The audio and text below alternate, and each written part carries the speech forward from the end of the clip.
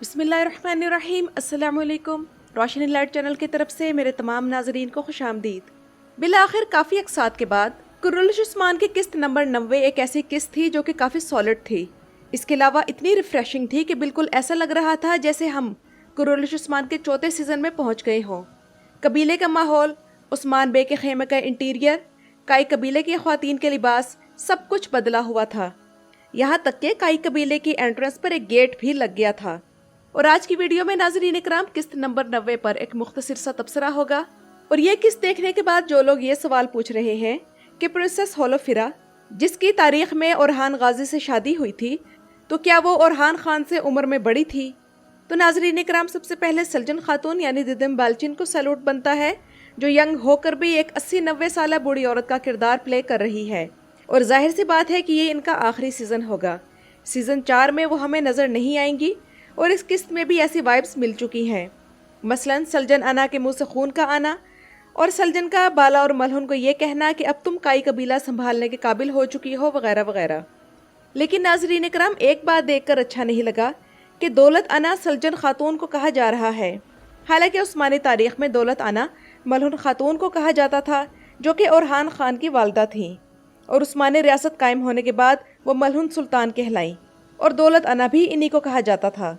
سلجن خاتون کی وفات کے بعد ہو سکتا ہے کہ محمد بوزدیک اس معاملے میں شاید بالا اور ملہن کے درمیان کوئی کنٹروورسی دکھائیں کہ دولت انا کے ٹائٹل کس کو ملنا چاہیے، اور پھر بالآخر یہ خطاب تاریخ کے مطابق اورحان کی والدہ کو ملے۔ بہرحال سلجن کا کردار چند اقساط کا مہمان ہے اور درولش ارطغرل کی یہ واحد نشانی ہے جو اگلے سیزن میں نہیں ہوگی۔ اب ظاہر سی بات ہے کہ چونکہ میں بھی فیمیل ہوں تو بالا اور ملہن کے ڈریسز پر تبصرہ کیے بنا یہ ویڈیو تو آگے بڑھ ہی نہیں سکتی۔ دونوں کے لباس ایلیگنٹ اور شاندار تھے، البتہ عائشہ خاتون کے ساتھ زیادتی ہوئی ہے کہ ایسا لگتا ہے کہ انہیں گونچا کا لباس اوپر کا گاؤن تبدیل کر کے پہنا دیا گیا ہے۔ دوسری بات مجھے یہ فیل ہوئی کہ لگتا ہے اتنے سال تک بالا اور ملہن شاید اینٹی ایجنگ کریم لگاتی رہی تھی، تبھی ان کے چہروں پر 10 سال کے آثار ظاہر نہیں ہو رہے۔ اور اس دوران حیران کن بات تو یہ ہے کہ عثمان بے کا کوئی اور بچہ بھی نہیں پیدا ہوا، حالانکہ ناظرین اکرام تاریخ کے مطابق اورحان غازی 1281 میں، چوبان بے 1283 میں، فاطمہ خاتون 1284 میں، پازارلی بے 1285 میں، حامد بے 1288 میں اور ملک بے 1290 میں پیدا ہوئے۔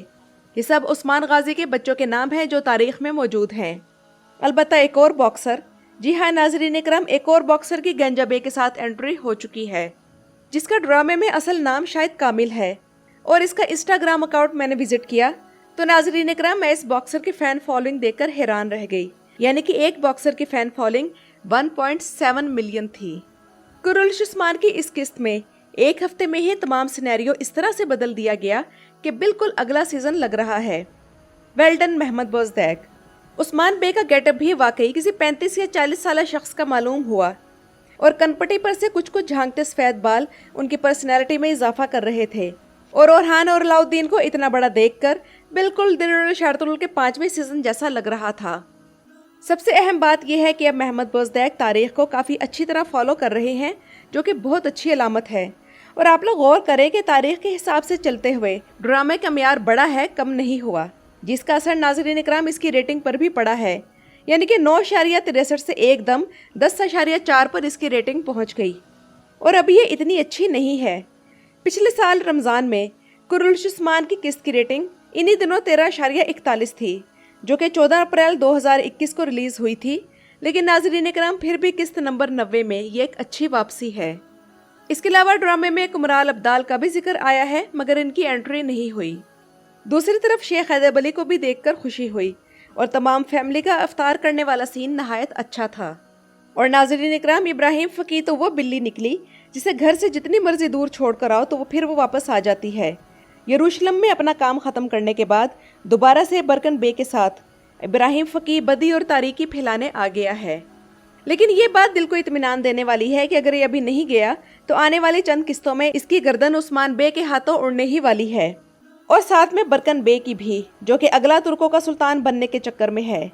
یعنی کہ ناظرین اکرام 10 سال خاموشی سے گزر گئے ہیں، بہت ہو گیا امن، اب ہلچل مچے گی۔ اور اب بات کرتے ہیں ناظرین اکرام اورحان اور علاؤالدین کے کرداروں کی طرف۔ دونوں کے درمیان پیار محبت اور ہم آہنگی دیکھ کر بہت اچھا لگا۔ और एक बात शायद आप लोगों को कंफ्यूज कर रही होगी कि ओरहान और अलाउद्दीन को शहजादे क्यों कहा जा रहा है, क्योंकि अभी तक किसी भी रियासत का ऐलान नहीं हुआ। तो नाज़रीन इकराम, बात यह है कि रियासत का ख्वाब तो पहले ही मौजूद है, और अगर रियासत कायम हुई, जो कि होती नजर आ भी रही है, तो उस्मान बे इसे लीड करेंगे और सुल्तान बनेंगे। इसलिए उस्मान बे के बच्चे शहजादे कहलाए जा रहे हैं। काश के सल्तनत उस्मानिया के बकिया सलातीन और इनके भाइयों के दरमियान भी ऐसी ही मिसाली मोहब्बत कायम रहती, तो भाइयों को कत्ल करने का कानून पास करने की नौबत ना आती। ओरहान हर लिहाज से अलाउद्दीन से हर मामले में आगे नजर आ रहा है। आप में से कितने लोगों ने नोट किया है कि जब भी दोनों ने मिलकर किसी पे हमला किया या फिर तीर चलाया, तो पहले ओरहान तीर चलाता है, फिर उसे देखकर ओरहान चलाता था। यानी कि अभी से ओरहान की सुल्तानी पर मोहर लग गई है, और अलाउद्दीन ने इसीलिए ओरहान का मुशीर खास बनना पसंद किया था। शेख अदब अली की निगरानी में दोनों की तरबियत भी बेहतरीन हो रही है, और सही बात है कि दीनदारी और इस्लाम से मोहब्बत दिलों को जोड़ती है। और दूसरा सबक ये मिलता है कि अगर आप अपने बच्चों को दीन सिखाएंगे, तभी वो आपके फरमाबरदार बनेंगे। अब अगर नाज़रीन करम होलोफिरा की बात करें, जो कि कुरुलिश की कास्ट में एक बहुत अच्छा इजाफा है, तो इस किरदार में ये बच्ची बहुत अच्छी लग रही है, और इस लड़की से ओरहान की शादी होनी है। लेकिन कन्फ्यूजन यहाँ ये है कि होलोफिरा ओरहान से बड़ी लग रही है, तो ये क्या मसला है?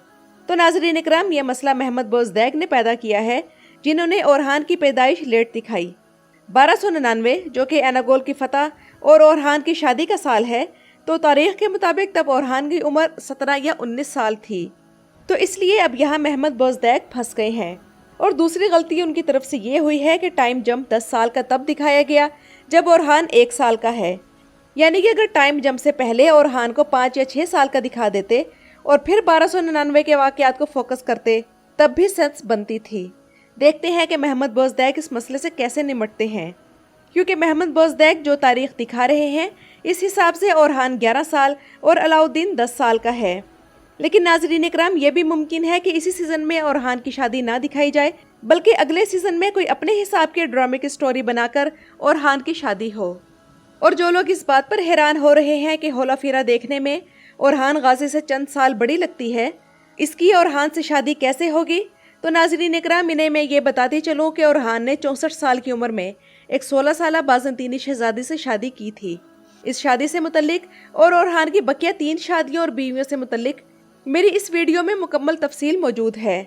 दूसरी तरफ आयशा खातून ने एक बार फिर इस किस्त में आग तैमूर का जिक्र छेड़ा, और अभी तक ये मालूम नहीं हो पा रहा कि आग तैमूर ने आना है या नहीं। लेकिन मुझे आयशा खातून की इस गुफ्तगू से ये महसूस हुआ है कि आग तैमूर की एंट्री अगले सीज़न तक मुलतवी कर दी गई है। और इस किस्त में जरकोताय और आयगुल का बेटा कईस अल्तोक एल्ब भी नज़र नहीं आया, और ना ही अहमद एल्ब की कोई झलक देखने को मिली है। इसके अलावा साउची बे का बेटा एर्तुगरुल भी ना जाने कब दिखाया जाएगा, और एर्तुगरुल ड्रामे के हिसाब से ओरहान से 2 साल बड़ा होगा।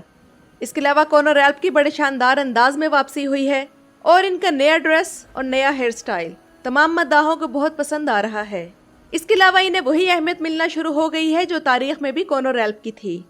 तो नाज़रीन इकराम, ये तो था मेरा इस किस्त पर तबसरा, और ओरहान और होलोफिरा के बारे में जो कन्फ्यूजन मुद्दाहों के जहन में थी, मैंने उसको भी क्लियर करने की कोशिश की।